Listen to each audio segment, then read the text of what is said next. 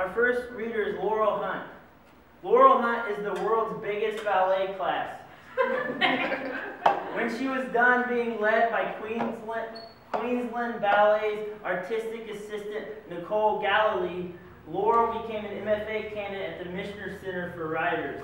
Composed of 1,525 ballet dancers and with poems appearing at places like Smoking Glue Gun, Forklift, Ohio, and Whiskey Island, Laurel Hunt is a buzzing, complex creature. Let me present our first reader, Laurel Hunt.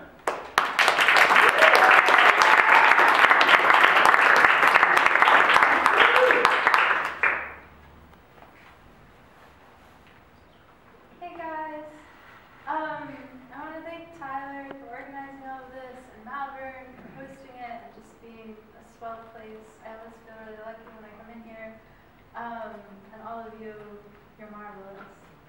So, Planete's bird. You are mauled by the most beautiful lines. It is 2010 CE. In that year, you are always mauled by the most beautiful lines. Then your body makes benzoin. We'd watch the brush fires all July as they drew near. Boxwood and dark rowboats aflame. We ate peaches. We were dumb. We watched and did nothing. Why not me, I asked as they struck you. Why not me instead? There were 4 of them, shaking their tawny heads. I offered one a peach and he took it. He put my neck in his mouth to carry me. Then he laid me down in a salt flat. I licked the ground. I always lick the ground when you are mauled by lions. But the benzoin was good. He laid me down in a salt flat in a circle of elk. They were wounded. They rubbed their antlers against my neck. Their bodies made no benzoin. This went on for a fortnight. The elk said unto me, we have eaten the sun, shards of sun in their mouths. The king of all elk put his head in my lap. He laid his head down. Then he shed his great antlers. I took them into my hands, touched them to my own neck. He said no. The pieces of sun in his mouth were bright. They orbited each other. I went blind. And after that, nothing. And then no lions came. Goodbye, doctrine.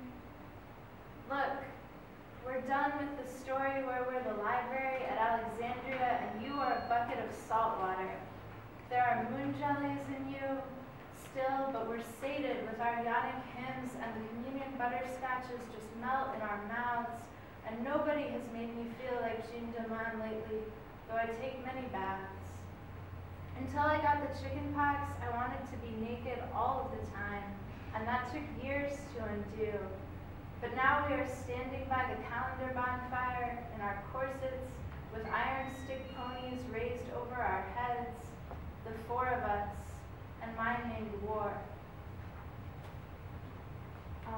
This is untitled.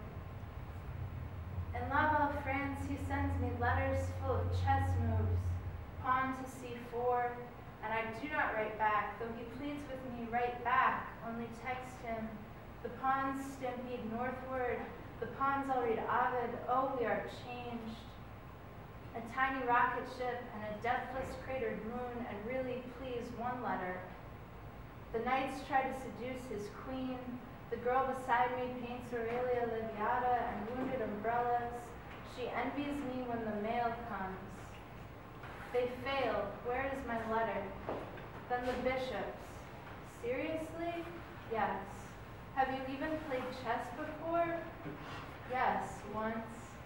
We go to the sea, but I cannot keep my kite aloft.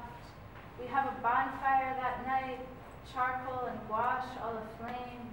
Once, with my father, he spotted me his queen on both rooks, and when he was 2 moves from winning, he offered me an honorable draw. He was always 2 moves from winning. I did not take it.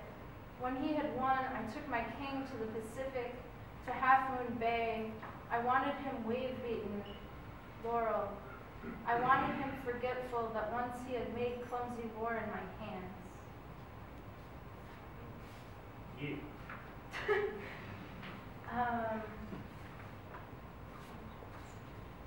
I inherit the world, with Lucy in tutus at the back of the bus.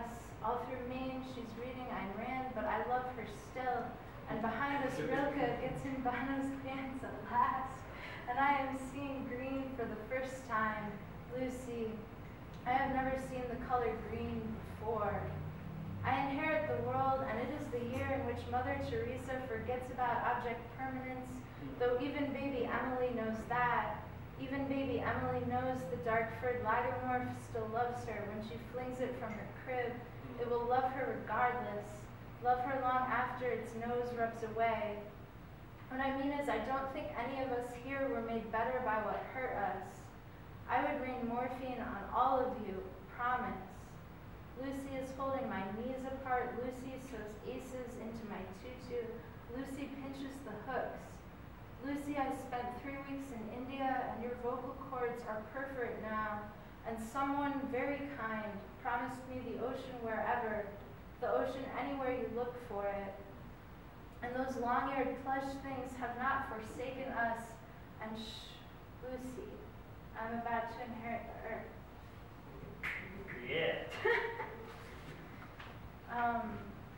This is also entitled, I say, I have to get out of this city tonight. And he says, dear heart, I can see his eyes describing stripes of white dots down my spine. But no, let me have antlers. Let them be made of glass. He says, you want to be a male deer? And then he's driving to Charleston, Sortes Road Atlas. I am in the back seat watching Godard movies on my phone and taking one inlit cigarette after another back out of my mouth. If he wants me, I'm sleeping. At the motel, I want to have the fight where Anna Karina goes to the bookcase with a floor lamp above her head, but all we've got is Gideon's Bible. So the light nestles in my fawn hair, and I shout at him, the Bible! And then I hand him the lamp, and he shouts at me, the Bible! And we go on doing this until the neighbors complain. So I asked Bridget Pekin Kelly today how to know what order to read poems in at a reading. She said that she always reads 5 poems by other people. And I'm not going to do that, but I'm going to read one poem by someone else because I want it to get to be in this space. This is a Brad Harrison Smith poem. This is not an elegy. You are gone, and all the coat sleeves are patched, and the river's forehead is gashed on cement, speckled with electric spoons.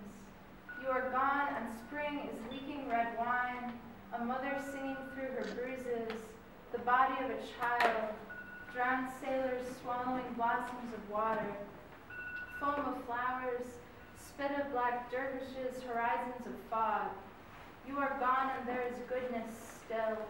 The tribe of walkers gathered at the tree line, defiant in their scarves of rain and hyacinth tips, submerged in heavy breathing, the golf course a moonscape, the mountain a moon.